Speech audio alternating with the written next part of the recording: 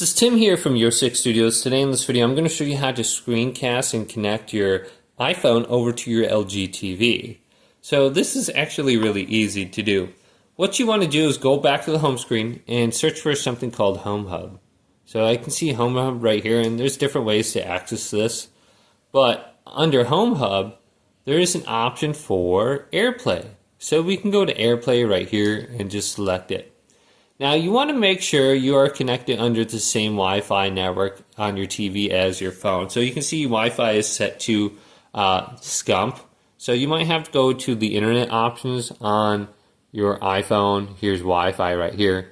And just make sure you're under the same Wi-Fi. So I can see SCUMP, and then I can see SCUMP on my TV. Okay, once you have that set up, all you have to do is swipe down from the top right or up from the bottom right, depending on what version of iPhone you have. I have the SE. And then go to the two little boxes right here. And if we're on the same Wi-Fi network, we have AirPlay pulled up on our LG TV, we can just go to mic 90 right here.